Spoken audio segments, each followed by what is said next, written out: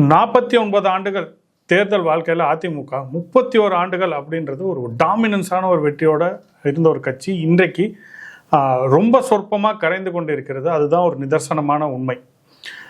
கடந்த கால வரலாறுல அதிமுகவுடைய ஆதிக்கம் அப்படின்றது தமிழ்நாட்டில் யாராலையும் அதிமுகவை வீழ்த்த முடியாது. ஒரு வலுவான ஒரு சக்தி, முடிசூடா மன்னராக தமிழகத்தில் இருந்த ஒரு ஒரு பெரிய கட்சி அப்படின்னா அதிமுக. இன்றைக்கு அதனுடைய நிலைமை ரொம்ப கவலைக்கிடமாக இருக்கு. அதிமுகவுடைய கடந்த கால வரலாறு, இன்றைய வரலாறு, இனிமேல் எதிர்காலம் எப்படி இருக்கு அப்படின்றத ஒரு சின்ன அலசலோட பார்க்கலாம். 1972 அக்டோபர் 17 மறைந்த முன்னாள் முதலமைச்சர் எம்ஜிஆர் அவர்கள் அதிமுக அப்படின்ற ஒரு கட்சியை துவக்கிறார். அதுக்கு முன்னாடி திமுகவுடைய பயணித்துக் கொண்டிருந்த எம்ஜிஆர் அவர்கள் எம்எல்ஏவா இருந்திருக்காரு, கருணாநிதியை முதலமைச்சர் ஆக்கியிருக்காரு, அண்ணாவால இதய கணின்னு போராட்ட பெற்ற ஒருத்தர். ஒரு மினிஸ்ட்ரி கேட்குறாரு, அதுக்கு ஒரு தயக்கம் காட்டுறாங்க திமுக சைட்லேருந்து. அதனால கட்சியை விட்டு கணக்கு கேட்குறாரு. பொருளாதாரம் இருந்த எம்ஜிஆர் கணக்கு கேட்குறாரு. கட்சியில் ஊழல் அதிகமாகிடுச்சு, எம்எல்ஏக்கள்லாம் நிறைய சொத்து சேர்க்குறாங்க, மினிஸ்டர்ஸ்லாம் சொத்து சேர்க்குறாங்க, எல்லாரும் அவங்களுடைய கணக்குங்க காட்டுங்க அப்படின்னு பொதுவெளியில் கேட்குறாரு. அதனால எம்ஜிஆர் மேலே ஆத்திரம் கலைஞர் என்ன பண்ணுறாருன்னா எம்ஜிஆரை கட்சியை விட்டு தற்காலிகமாக விளக்குறார். அவர் மீண்டும் கட்சியை விட்டு முழுமையாக நீக்கிறார். இதை அப்போ இருக்கக்கூடிய பத்திரிகையாளர்கள் எம்ஜிஆர் கிட்ட போய் கேட்கும்போது என்ன சொல்றாங்கன்னா, பாயாசத்தை கொடுத்து கொண்டாடுறார். புது கட்சி அக்டோபர் 17 ஆரம்பிக்கிறார். அப்போ ஆரம்பித்த கட்சி கிட்டத்தட்ட 53 வருடங்கள் இன்று வரைக்கும் ஆயிடுச்சு.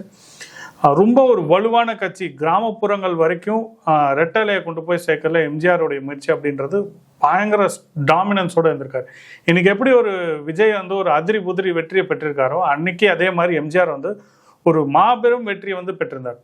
கட்சி ஆரம்பித்த முதல் தேர்தலையே ஒரு கட்சி ஆட்சியை பிடிக்குமா அப்படின்றது இந்திய அரசியல் வரலாற்றில் அதுக்கு முன்னாடி நடந்த ஒரு விஷயமே கிடையாது.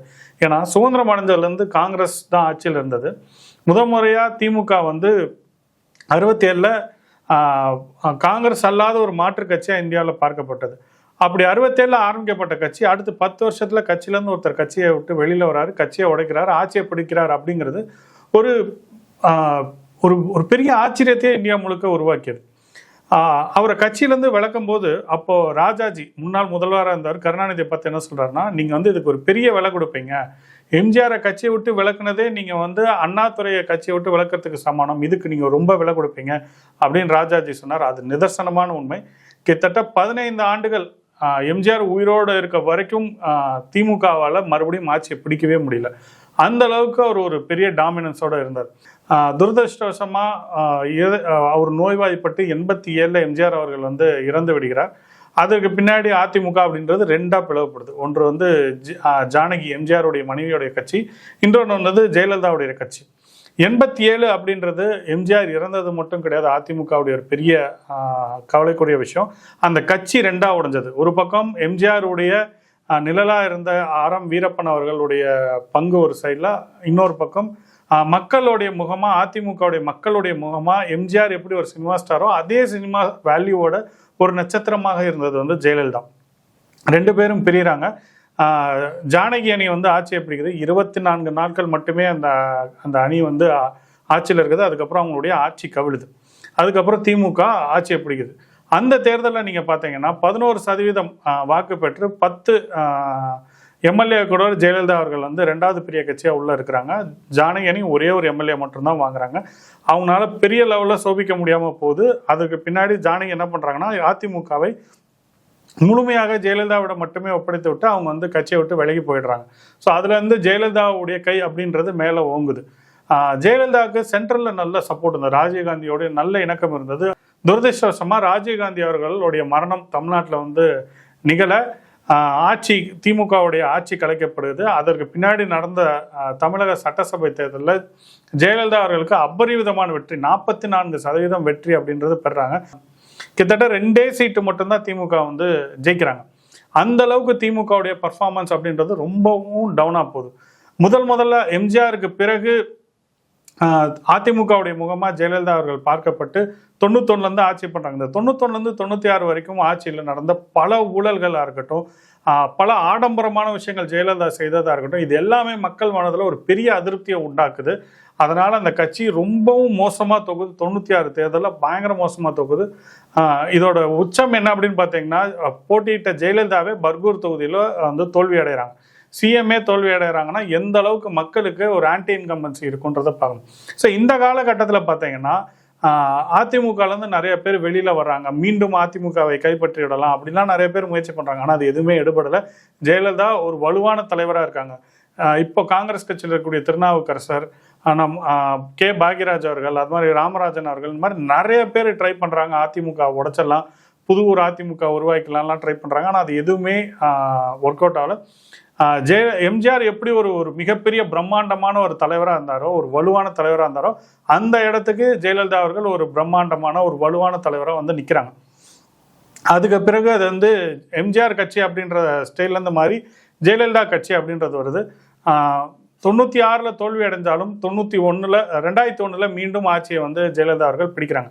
அதிமுகவுக்கு ஒரு நம்பிக்கையை கொடுக்குறாங்க. இனிமேல் இதுதான் புது நாம்ஸ், ஜெயிச்சாலும் தோத்தாலும் நான் தான் கட்சியோடைய தலைவர் அப்படின்றதுல ஜெயலலிதா அவர்கள் ரொம்ப திடமாக இருக்கிறாங்க.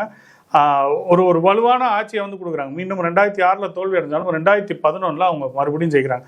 தொடர்ந்து 2 முறை 2011 2016 அவங்களுடைய ஆட்சி ஜெயிக்குது. 2வது முறை எம்ஜிஆருக்கு பிறகு கிட்டத்தட்ட 20 வருடங்களுக்கு பிறகு ஜெயலலிதா அவர்கள் 2வது முறை ஒரு கட்சி ஆட்சிக்கு வருது தமிழ்நாட்டில். அதுதான் முதல் முறை.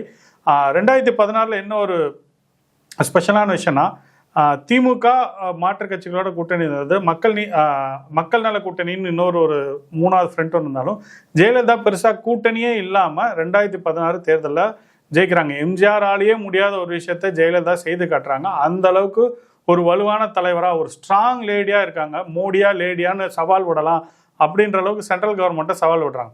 டிசம்பர் 5 ஜெயலலிதா அவர்களுடைய மரணம் அப்படின்றது நடக்குது. எப்படி எம்ஜிஆர் ஒரு மிகப்பெரிய தலைவராக இருந்து அவருடைய மரணத்துக்கு பிறகு கட்சி வந்து 2ஆக பிளவுபடுதோ, கட்சியில் எப்படி ஒரு பெரிய குழப்பம் ஏற்பட்டதோ, அதே மாதிரி ஜெயலலிதாவுடைய மரணத்துக்கு பின்னாடி கட்சிக்குள்ள ஒரு பெரிய குழப்பம் ஏற்படுது. யார் அடுத்த முதல்வர் அப்படின்ற கேள்வி தான் எல்லாரும் முன்னாடி வைக்கப்பட்ட ஒரு பெரிய விஷயமா இருந்தது. பல பேரால எதிர்பார்க்கப்பட்டது ஓ பன்னீர்செல்வம் அவர்கள் வந்து எப்படி ஜெயலலிதா அவர்கள் சிறை செல்லும் போது முதலமைச்சராக இருந்தாரோ அதே மாதிரி அவர் தான் முதலமைச்சராக கண்டினியூ பண்ணுவார் அப்படின்னு எதிர்பார்க்கப்பட்டது. அவர் தான் தற்காலிக முதல்வராகவும் இருந்தார். ஆனால் கட்சியில் இருக்கக்கூடிய எம்எல்ஏக்கள்லாம் என்ன விரும்புனாங்க அப்படின்னு பார்த்தீங்கன்னா, சசிகலா அவர்களை முதலமைச்சராக முன்மொழியலாம் அப்படின்னு சொல்லி அவரை கட்சியோடைய பொதுச் செயலாளராக கட்சியில் இருக்கக்கூடிய எல்லாரும் அவரை வந்து முன்மொழிகிறாங்க. அது வந்து ஓபிஎஸ் அவர்களுக்கு ஒரு பெரிய மனக்கசப்பை ஏற்படுத்துது. அவர் கட்சியை விட்டு வெளியில் போகிறாரு, ஒரு தர்ம யுத்தத்தை ஆரம்பிக்கிறார். இது ஒரு பக்கம் நடந்துட்டு இருக்கும்போது சசிகலா அவர்கள் முதலமைச்சர் ஆகலாம் அப்படின்னு அவங்க ட்ரை பண்ணிட்டு இருக்கும்போது அவங்க மேலே இந்த ஊழல் குற்றச்சாட்டு நிரூபிக்கப்பட்டு அவங்க வந்து சிறைக்கு போகிறாங்க. அந்த காலகட்டத்தில் தான் இந்த கூவத்தூரில் நடந்த விஷயங்கள் எல்லாத்துக்குமே தெரியும். கூவத்தூரில் ஒரு பெரிய ரெசார்ட்டில் எல்லா எம்எல்ஏக்கள் அங்கே வந்து இருக்கப்பட்டாங்க. ஸோ தினகரன் அவர்கள் அடுத்து முதலமைச்சர் ஆவாங்க அப்படின்னு எதிர்பார்க்கப்பட்ட போது எம்எல்ஏவா இல்லாத ஒருத்தரை முதலமைச்சர் ஆக்கலாமா, இல்லை எம்எல்ஏவா இருக்க ஒருத்தர் வந்து முதலமைச்சர் ஆக்கலாமான்னு ஒரு விவாதத்தில் எடப்பாடி பழனிசாமி அவர்களை வந்து முதலமைச்சராக ஆக்குறாங்க. இதுதான் அங்கே எடுக்கப்பட்ட ஒரு முடிவு. அது வரைக்கும் எடப்பாடி பழனிசாமி யார் அப்படின்ற ஒரு பெரிய கேள்வி இருந்தது. திடீர்னு ஒரு சர்ப்ரைஸ் பேக்கேஜாக எடப்பாடி பழனிசாமி வந்து முதலமைச்சர் ஆக்குறாங்க. இவர் கையில் வந்து கட்சி அப்படின்றது கொஞ்சம் கொஞ்சமாக அப்படியே நகர ஆரம்பிக்குது. எடப்பாடி அவர்கள் முதலமைச்சர் ஆனோன்னு என்ன பண்ணுறேன்னா 2017 முதல்ல அவர் தன்னை யார் முதலமைச்சர் ஆக்குனாங்களோ தினகரன் சசிகலா அவங்க 2 பேர்த்தையும் பார்த்தீங்கன்னா கட்சியை விட்டு வெளியில் அனுப்பிடுறாரு. அதற்கு பிறகு வெளியில் இருந்த ஓபிஎஸ்ஸை தான் கூட சேர்த்துக்கிறார். துணை முதல்வராக ஓ பன்னீர்செல்வமும் முதல்வராக வந்து எடப்பாடி பழனிசாமி இருந்தார். இதில் ரொம்ப புத்திசாலித்தனமாக அவர் பண்ணது என்னன்னா, அவர் முதலமைச்சராக மட்டும் இல்லாமல் கட்சியோட தலைவராகவும் தன்னுடைய பொறுப்பை வந்து திறம்பட தக்க வச்சுக்கிறாரு. ஸோ இதனால் அவருக்கு டபுள் அட்வான்டேஜ் கிடையாது. கட்சிக்குள்ளார யார் இருக்கணும் யார் இருக்கக்கூடாதுன்ற முடிவு எடுக்கிற அதிகாரமும் அவர்கிட்ட இருக்குது. ஆட்சியில் தான் முதலமைச்சர்ன்ற அதிகாரத்தையும் அவர் கைப்பற்றுகிறார். ஸோ தினகரனை வெளியில் அனுப்புகிறாரு, சசிகலா அவர்களையும் வெளியில் அனுப்புகிறார். தினகரன் பார்த்தீங்கன்னா 2018 அம்மா மக்கள் முன்னேற்ற கழகம் அப்படின்னு ஒரு கட்சி ஆரம்பிக்கிறார். எப்படி கடந்த காலங்களில் அதிமுக பிளவுபட்டு ஒவ்வொருத்தரும் வேற கட்சி ஆரம்பித்து காணாமல் போயிடறாங்களோ, பட் ஆனால் தினகரன் கொஞ்சம் நம்பிக்கையோட அதிமுக மீண்டும் கைப்பற்றிட முடியும், அதிமுகவில் இன்னொரு தடவை வர முடியும் அப்படின்ற ஒரு வாய்ப்பை எதிர்பார்த்து அவர் அம்மா மக்கள் முன்னேற்ற கழகம் அப்படின்னு ஒரு கட்சியை வந்து உருவாக்குறாரு.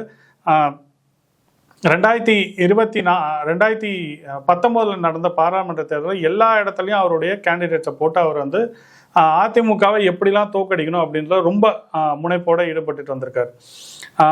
இப்போ வந்து அதிமுகவில் பார்த்தீங்கன்னா சசிகலா ஜெயிலில் இருக்காங்க. தினகரன் அவர்கள் வந்து அம்மா மக்கள் முன்னேற்ற கழகம்னு ஒரு கட்சி ஆரம்பிச்சிருக்காரு. இபிஎஸும் ஓபிஎஸும் சேர்ந்து ஆட்சியை பண்ணிட்டு இருக்காங்க. இந்த 4 வருடங்கள் எப்படிலாம் விழுந்துரும், இன்னைக்கு கவுந்துரும் நாளைக்கு கவுந்துரும் அப்படின்னு எல்லாராலையும் எதிர்பார்க்கப்பட்டது வந்து திமுக பார்த்தீங்கன்னா எல்லா விதத்துலையும் ஆளுங்கட்சியான அதிமுகவுக்கு பயங்கர நெருக்கடி கொடுத்தாங்க. போராட்டங்கள் இல்லாத மாதங்களே கிடையாது அப்படின்ற அளவுக்கு இருந்தது. எல்லா அரசு அமைப்புகளும் வந்து போராட்டத்தில் களத்தில் இறங்கினாங்க. நிறைய ஆக்டிவிஸ்ட் வந்து களத்தில் இறங்கி போராடினாங்க. நம்ம தூத்துக்குடியில் இருந்த துப்பாக்கி சூடு முதற்கொண்டு அந்த ஆட்சி காலத்தில் தான் நடந்தது. சென்னை சேப்பாக்கம் ஸ்டேடியத்தில் இலங்கை வீரர்கள் வந்து விளையாடக்கூடாதுன்னு சொல்லி ஒரு பெரிய போராட்டத்தை நடத்தினாங்க. இந்த மாதிரி நிறைய குளறுபடிகள் இந்த 4 ஆண்டுகள் இருந்தாலும் இது எல்லாத்தையும் சமாளித்து 4 ஆண்டுகளை ரொம்ப திறம்பட நடத்தினார் திரு எடப்பாடி பழனிசாமி. 2021 ஆட்சியை வந்து இழக்கிறார். ஆட்சியை இழந்தாலும் ஜெயலலிதாவோட பெட்டர் பர்ஃபார்மன்ஸாக எதிர்கட்சியாக இருக்கார். 65 சீட்டுகள் பெற்று அந்த முறை வந்து எதிர்கட்சி தலைவராக, ஒரு வலுவான எதிர்கட்சி தலைவராக ஆட்சி பிடிக்கிறார். ஜெயலலிதா அவர்கள் ஆட்சி இழக்கும் போது கூட அந்த அளவுக்கு சீட் அவங்க பெறலை. அவங்களோட ஒரு பெட்டர் பர்ஃபார்மன்ஸை தான் எடப்பாடி பழனிசாமி அவர்கள் வந்து கொடுத்துருந்தாங்க. அப்படி இருந்தும் எடப்பாடி பழனிசாமியோட தலைமை மேலே ஒரு நிறைய சந்தேகம் வருது. அடுத்த தலைவராக நான் வருவேன், ஓபிஎஸ் வந்து களத்தில் இறங்குறாரு. அப்போ தான் பார்த்தீங்கன்னா கட்சி பெரிய ஃப்ராக்ஷன் வருது. ஓபிஎஸ் அவர்களை கட்சியில் விட்டு நீக்கிறாங்க.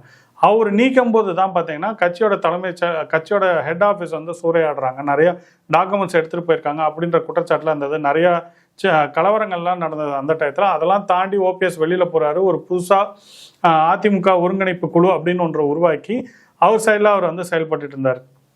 இதோட அதிமுகவில் இருக்க எல்லா பிரச்சனையும் போயிடும், அதிமுக மீண்டு வந்துடும் அப்படின்னு எதிர்பார்த்துட்டு இருந்தபோது தான் 2026 தேர்தலுக்கு கிட்டத்தட்ட ஒரு வருஷத்துக்கு முன்னாடி செங்கோட்டையன் அவர்கள் எல்லாரையும் கட்சிக்குள்ளார அரவணைத்து கொண்டு வரணும், அப்போதான் நம்மளால ஜெயிக்க முடியும், திமுகவை எதிர்க்க முடியும் அப்படின்னு அவர் சைட்லேருந்து வாய்ஸை சவுண்டாக கொடுக்குறாரு.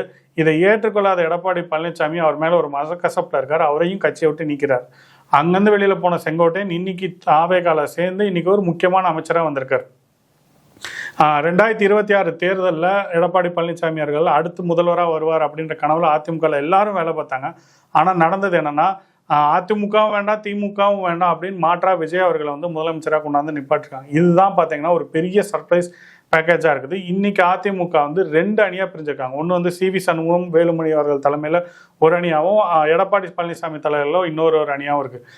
45 எம்எல்ஏ ஜெயிச்சிருக்க இடத்துல 17 பேர் எடப்பாடி பழனிசாமி சீனியர் எம்எல்ஏக்கள்லாம் அவர் கூட இருக்காங்க.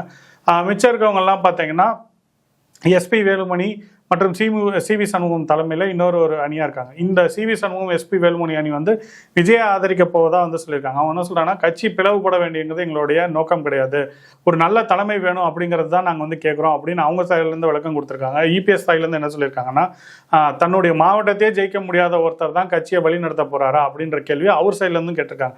ஸோ இந்த மாதிரி 2 பேரும் மாறி மாறி படிச்சுக்கிட்டு இருக்காங்க. அதிமுகவுடைய 50 ஆண்டு வரலாறு அப்படின்றது இன்னைக்கு ரொம்பவும் கவலைக்கிடமாக இருக்குது. ஒரு தடவை ஜெயலலிதா அவர்கள் சொன்னாங்க, எங்கள் கட்சி நான் இல்லைனாலும் 100 வருஷம் நிலைத்து நிற்கும் அப்படின்னு சட்டமன்றத்தில் ரொம்ப ஸ்ட்ராங்காக பேசியிருப்பாங்க. ஆனால் அதற்கு மாறாக தான் இன்னைக்கு அதிமுகவுடைய நிலைமை அப்படின்றது இருக்குது. அந்த கட்சி கொஞ்சம் கொஞ்சமாக கரைஞ்சி இன்னைக்கு கரையிறதை கண்கூடா பார்க்க முடியுது. ஒரு காலத்தில் யாராலையும் வீழ்த்த முடியாத ஒரு கட்சி அப்படின்ற இடத்துல இருந்த அதிமுக இன்னைக்கு யாரும் கண்டுகொள்ளாத ஒரு இடத்திற்கு அதிமுக போயிருக்கு. இன்றைய இப்போ இருக்கக்கூடிய முதலமைச்சர் எல்லா கட்சி தலைவர்களையும் போய் சந்திக்கிறாரு. எடப்பாடி பழனிசாமி அவர்களை சந்திக்கிறதுக்கு ரொம்ப தயக்கம் கட்டுறாரு. அவர் கூட கூட்டணியோ இல்லை அவர்கிட்ட ஆதரவு கேட்குற இடத்துலையோ விஜய் அவர்கள் இல்லை. அந்த அளவுக்கு அதிமுகவுடைய நிலைமைன்றது இன்னைக்கு ரொம்ப மோசமாக போயிட்டு இருக்குது.